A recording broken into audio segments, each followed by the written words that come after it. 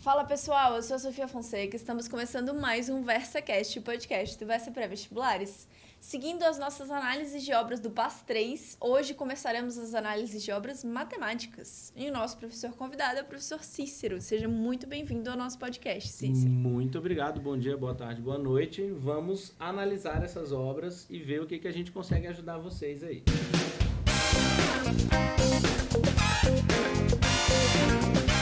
Bom, para começar, a obra de hoje é o vídeo A Verdadeira Origem dos Números Complexos do canal Tem Ciência. E aí, Cícero, eu preciso começar dizendo que, meu Deus do céu, que obra difícil de entender. Tudo bem, faz um tempo que eu saí do ensino médio e não mexo com polinômios e equações do terceiro grau. Mas foi um pouco traumático. E eu imagino que você, estudante, esteja se sentindo um pouco desesperado também. O Daniel Nunes, né, o doutor em matemática. Apenas PhD, né? PhD em matemática pelo Instituto de Matemática Pura e Aplicada. Gente, o canal muito... dele é excelente, adoro o canal dele, Tem Ciência. Fiquei muito feliz quando as obras dele foram incluídas. E são duas, né? São duas Importante obras ressaltar. incluídas na agenda aí do PAS 3. Vale a pena conhecer um pouquinho mais do canal. E ele tem alguns vídeos que são sensacionais. Recomendo o vídeo em que ele mostra que a Terra não é plana, calculando π. É sensacional, é um vídeo maravilhoso.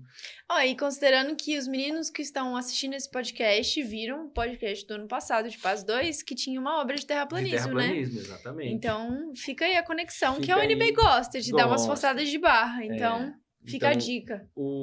E aí, nesse vídeo, né, que ele vai falar sobre os números complexos, a origem dos números complexos, ele vai mexer com alguns mitos e alguns problemas que a gente tem até no ensino, né, de matemática. Alguns professores de matemática contam a história de que o número complexo veio da equação de segundo grau, o que não é verdade. Que então, é da raiz da fórmula de Bhaskara, do delta negativo. Que não é do Bhaskara, né? A equação... Começa aí, né? Nossa, eu fiz várias descobertas nesse vídeo da história da matemática. E aí, a equação de segundo grau, ela já era conhecida há um bom tempo, na verdade. Ela já vem sendo resolvida há um bom tempo. E é engraçado. Achei legal conhecer também que a solução da equação matemática de segundo grau veio da geometria muito antes da álgebra sequer existir. Exatamente. Então, as primeiras soluções das equações de segundo grau, elas vêm da geometria. Que não é o que a gente estuda em sala, né? Normalmente, a gente escuta o famoso y igual a x² mais bx mais c, e aí põe igual a zero, né? Que é a obtenção da raiz do polinômio, e você vai para a solução da equação quadrática e faz. Então, tem muitas coisas muito legais. Então, nessa época, quando a gente fala lá de antiguidade e da era de ouro do Império Árabe, que a gente vai ter esses matemáticos que não são muito citados, né? Que eles são mais do Oriente. Eu não conheci nenhum dos nomes que ele citou, nenhum. E aí você tem muitos caras importantes para matemática ali, que são os verdadeiros sucessores da matemática grega. Então, parece que o mundo some e reaparece no Renascimento. Muitas vezes a gente escuta, né, a Idade das Trevas, na Idade Média. E não é assim se a gente considera o mundo inteiro. Então, você tem o Grande Império Árabe, na sua era de ouro, Bagdá e tal, tem várias cidades muito importantes, e você tem matemáticos muito importantes, Avicena, Averroes, Al-Farabi, Al-Khwarizmi. Você também não deve ter ouvido nenhum desses nomes, tá tudo bem. Esse pessoal foi compilando, porque eles não enxergavam isso como uma equação de segundo grau. Existiam várias equações de segundo grau. Ué, mas como assim? Então, para eles, ax² mais bx igual a zero é diferente de ax² mais c igual a zero. Que é diferente de ax² igual a bx. Ué, mas espera aí. Mais bx de um lado e bx do outro é diferente? É, porque um indica sinais negativos e outro indica sinais positivos. E, embora para álgebra isso seja muito simples, para geometria não é. Porque eu não posso ter áreas negativas. Eu achei muito legal, né, ver a visão geométrica de uma equação quadrática. Então, quando eles vão resolver...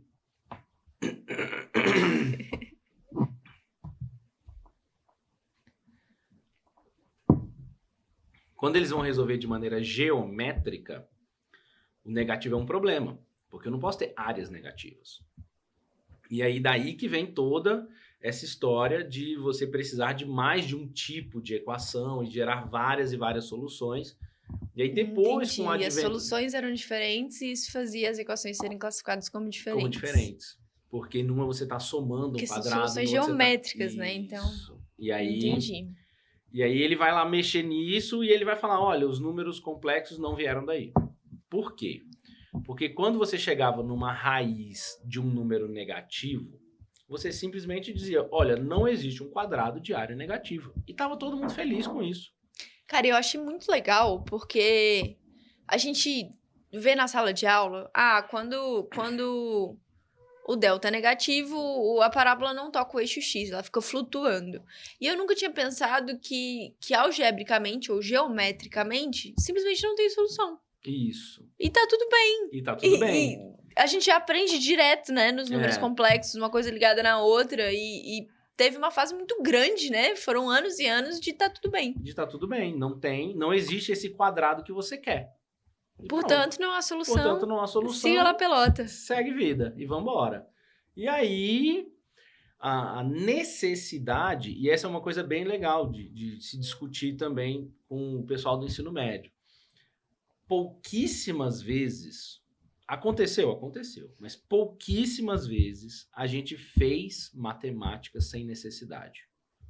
A matemática, Certo. maioria das vezes, veio de necessidade. Em tempos mais modernos, a gente gosta da arte pela arte, só para ver acontecer. Mas quando a gente fala de antiguidade, Idade Média, a matemática ela é prática.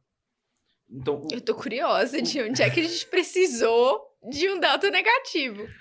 Então, aí, se você volta muito no tempo, por que o cara aprendeu a calcular volume? Porque ele tinha que estocar coisa. Uhum. Por que o cara aprende a calcular área? Porque ele precisa saber tamanho de terreno. Então, é tudo muito prático. Muito prático. Muito prático. E as histórias são muito legais. E as histórias são bem legais. E aí, você começa a ter problemas do tipo, qual terreno gera tal recurso? Qual terreno me gera tal benefício? É daí que vai surgir as equações de segundo grau. Ela vai surgir de você tentar prever que tipo de terreno vai te gerar tal tipo de coisa. Pode ser recurso agrícola, imposto, seja lá o que for. E aí você tem que... O negócio começa a ficar matemático mesmo. Fica matemático, porque quem domina esse conhecimento passa a ter vantagem. Né? E especialmente você vai ter governo metido nisso e tal. Então, você começa a ter praticidade nessa matemática. Você precisa das equações de segundo grau. Né? E quando você vai para o volume, naturalmente as equações que surgem, elas não são de segundo grau. Elas são de terceiro grau. Você começa a precisar trabalhar com isso, né? Isso. E aí não tinha solução.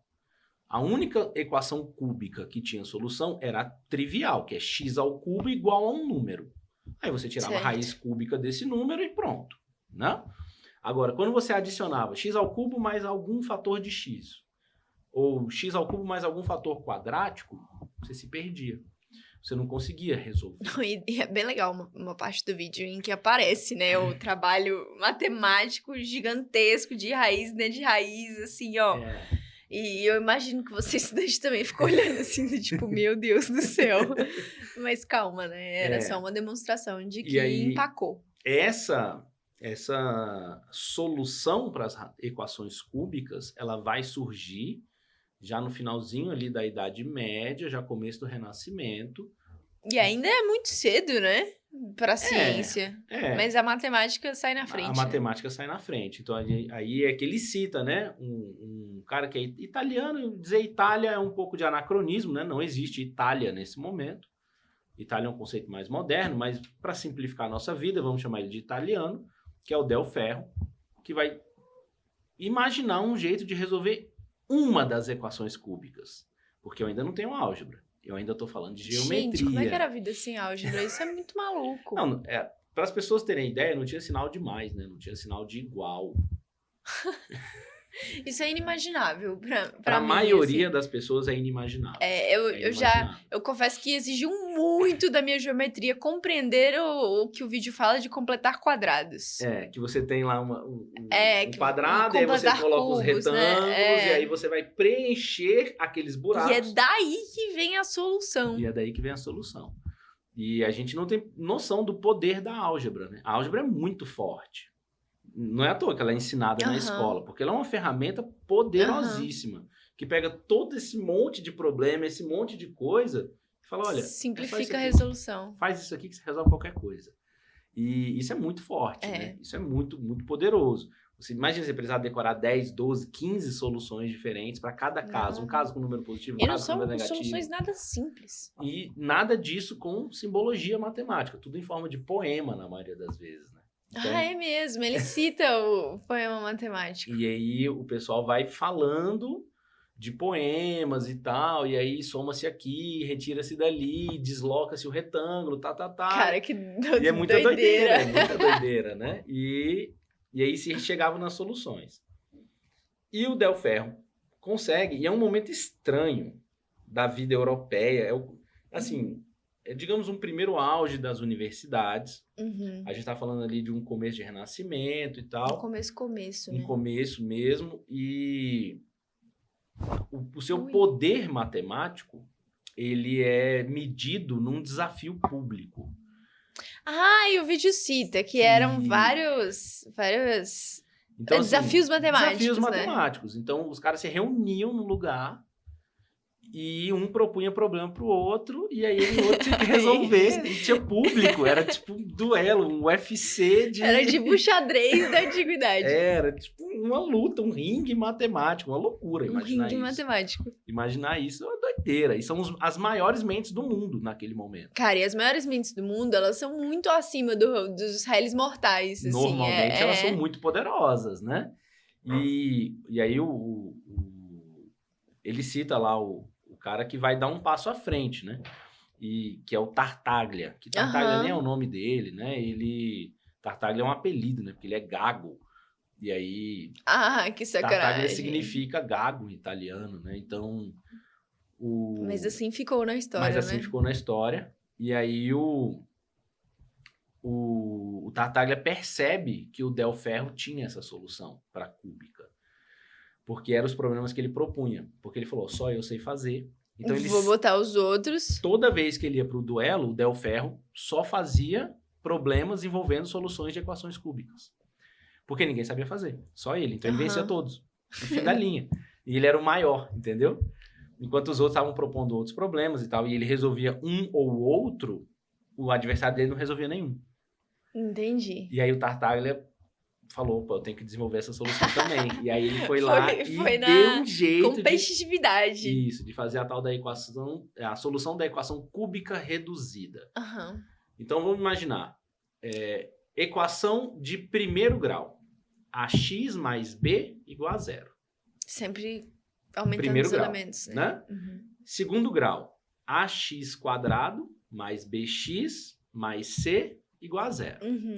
Como é que vai ser a equação cúbica completa? Ax ao cubo mais bx quadrado mais cx mais d igual a zero. Ele não achou uma solução para essa. Todos os elementos. Isso, ele não acha essa solução. Ele acha a solução sem o quadrado. Então é ax cubo, aí do jeito que eles chamam, né? Mais px mais q igual a zero. Então é sem o termo quadrático do x. Essa é a primeira solução que eles acham, que é a cúbica reduzida, como eles chamam. E o Tartaglia desenvolve essa solução sozinho. Então, até onde a gente sabe, o Niccolò Fontana, né, que é o Tartaglia, ele desenvolve isso sozinho e ele começa a vencer os duelos, até que ele acha um outro, depois que o Del Ferro morre e tal, ele acha um outro cara que vai também saber fazer isso. Ele descobre que são discípulos do Del Ferro que tinham essa solução provavelmente por herança. E entra um outro personagem, que é o Girolamo Cardano, que é um... esse aí... E esse vai bagunçar a história, porque ele não era professor, ele era médico. What? E aí... Véi, os caras de antigamente, eles eram tudo. Eles tipo eram assim, tudo. filósofo, matemático, professor, aí mete um médico no meio ainda. E ele ia publicar, ele tinha grana e tal, e ele queria publicar uma solução. Coisa que ninguém tinha feito. Coisa que ninguém fazia. Porque eles mantinham em segredo por causa pra dos ganhar duelos. nos duelos. Muito bom. E gente, aí... fofoca da ciência é o melhor conteúdo que tem. E aí ele vai e ele convence o Tartaglia a a dizer como é que faz a tal da solução. E ele generaliza depois essa solução, só que o Tartaglia tinha prometido, ele tinha prometido pro Tartaglia Que não faria. que não ia publicar. Só que ele desenvolve a solução dele, Que é a partir que é do derivada da do Tartaglia. Tartaglia, e ele publica a dele. Ele fala, não, nunca publiquei a sua. E aí isso vira uma confusão depois e tal.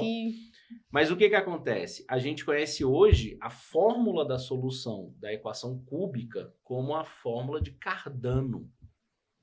Porque foi ele que publicou. Mas a história do Tartaglia, coitado, ficou tem no gente meio que do já fala caminho. de fórmula de Tartaglia-Cardano, Aham. mas a maioria dos livros se refere a essa fórmula Aham. como a fórmula de Cardano.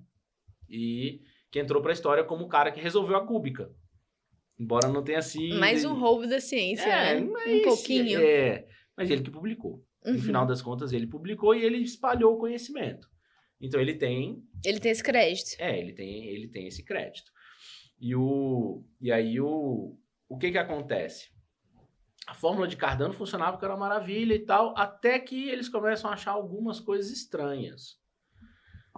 E especialmente o cara que aí, eu confesso que nessa hora do vídeo foi aí que eu me perdi, que eu falei, meu Deus do céu, era o tanto de equação de raiz dentro de raiz com negativo. Começou a apertar o caldo matemático. O que acontece? Um cara chamado Bombelli, ele vai usar a fórmula de Cardano numa equação que ele já conhecia a solução. Uhum. Então ele pega uma equação e ele vai aplicar a fórmula de Cardano nela. E o que acontece? A fórmula de Cardano tem raízes quadráticas no meio, raízes normais. E de vez em quando dava um negativo, e o que eles diziam? Não tem. Não tem solução. Não tem solução, não tem solução, não tem solução. Até que o Bombelli achou uma equação que ele conhecia a solução. Ele sabia que uma das soluções da equação era 4. E não era um número muito isso louco. fica bem visível no vídeo, né? Que ele usa o gráfico pra demonstrar isso e fica bem evidente. E aí, quando ele aplica a fórmula, não sai. Ele falou, ou seja... como é que é essa história? Tem solução ou não tem solução? Ou essa fórmula não serve para alguns casos? E aí ele começa a futricar a coisa. E ele percebe que se ele pega aquela raiz de número negativo e finge que ela é uma coisa... isso aí é genial, né? Na matemática. Você fala, troca. Chama isso aí de qualquer coisa. Vou trocar. Simplesmente foi. Funcionou. E aí que nasceu o I. E aí, ainda não nasce o I, ainda não né? É I? Não nasce o I, porque a gente ainda não tá na matemática simbólica desse momento. Justo. A gente ainda tá falando, e ele fala coisas assim, quando a gente olha e fala, a unidade com a unidade é menos 1. Mas, cara, o que você tá falando? Ele tá falando que I vezes I é menos 1. Só que do jeito que ele fala... Numa linguagem crua. Não é pra gente, né? A gente, não é o jeito que a gente fala hoje. Uhum. Então é uma outra língua que eles usam. E aí por isso que a gente acaba estranhando bastante. Mas ele consegue fazer a solução, né, da equação que ele queria, fingindo que essa raiz quadrada de menos 1 existe. E daí o nascimento. E aí nasce. Ele chama isso de uma entidade matemática. Ainda não tem um rigor, não tem simbologia, mas o berço da ideia é aí. O berço da ideia tá aí. Por isso que é a verdadeira origem, né? A verdadeira origem dos números complexos. E aí isso vai ser trabalhado por outras pessoas. Vai vir o grande Leonhard Euler, cara absurdo da história da matemática. Ele vai introduzir o I. Aliás, ele vai introduzir várias notações, mas o I é especialmente dele, de unidade imaginária, né? E ele vai usar, inclusive, os números complexos, né, como a gente chama hoje de números complexos, para fazer algumas coisas na matemática dele. Ele passa a usar isso como um campo da matemática. Um recurso. Um recurso mesmo. E depois vem o Gauss e coloca isso tudo numa base muito sólida. Ele vai falar do teorema fundamental da álgebra, né? Ele vai falar do... Que é o cara que a gente estuda na escola, né? Isso, que aí ele vai dizer que toda equação polinomial tem o mesmo número de soluções do grau do polinômio, que os meninos estudam no terceiro ano. Imagino, inclusive, que o PAS possa andar por esses caminhos, né? Caindo essa obra, o texto de apoio vai puxar para esses assuntos, né? Com certeza. E aí, eu imagino que o PAS vá cobrar, né, caso ele venha colocar essa obra na prova, ele vai falar de polinômios, ele vai falar de equações algébricas, propriedades das equações algébricas. Ele pode até querer falar um pouco de binômio de Newton, se ele quiser, né? Resgatar aí um binômio de Newton, porque a gente pode refazer todos os passos da solução usando as tecnologias modernas da matemática. Novos caminhos. E aí a gente não precisa completar cubo. Completar cubo é um troço que exige do nosso cérebro, né? Porque você tem que desmontar o cubo do jeito certo, em peças e reorganizar essas peças. E saber a dimensão dessas peças muito bem. Inclusive... Dá vontade de voltar para a quinta série e fazer aqueles cubinhos de papel para conseguir visualizar. Isso que é legal. Um daqueles quebra-cabeças de madeira que a gente tem, um deles é exatamente você reorganizar o cubo e completar o cubo. Que legal. Tem um bem legal, assim, que você desmonta o cubo e tal, e quando você remonta, ele é exatamente completar o cubo. Que é bem bonitinho de ver. E eu imagino que a UNB não vai cair para esse lado. Se for, ela vai fazer questões para arrebentar os meninos. Agora, eu imagino que para o lado de equações algébricas, polinômios, aí eu vejo tranquilamente uma questão dessa aparecer. E é um conteúdo muito recorrente na prova. Muito recorrente. Números complexos, óbvio, né? É um dos grandes temas da matemática do terceiro ano. Então, ele ainda pode misturar isso com geometria analítica, se ele quiser, porque... Que também é o tema. Que também é tema de matemática do terceiro ano, que como você falou, o gráfico corta o eixo X. Isso é uma coisa muito visível na geometria analítica. Porque a geometria analítica vem fazer isso, né? Ela vem pegar a álgebra que está nascendo de novo, ela está renascendo de maneira simbólica e fundir a álgebra com a geometria. Entendi. Isso é muito legal de entender. Fica mais fácil a gente digerir esses assuntos entendendo essa história. Porque quando você pega a x mais b, isso é uma função de primeiro grau. Mas, por outro lado, isso é uma reta. Então, você mexe com os dois ao mesmo tempo. Você pode usar conceitos de reta para resolver o seu y igual a x mais b. Que é a geometria analítica, né? E você pode usar conceitos de y igual a x mais b para entender coisas da reta. Legal. A geometria analítica vai fazer essa mistura, é perfeitamente possível que eles venham a mexer com isso daí. Ou seja, muitos temas matemáticos especificamente do terceiro ano, né? Dá para mexer com um terceiro ano inteiro de matemática numa obra só. Então, se eles decidirem cobrar essa obra importante, dá para fazer muita coisa.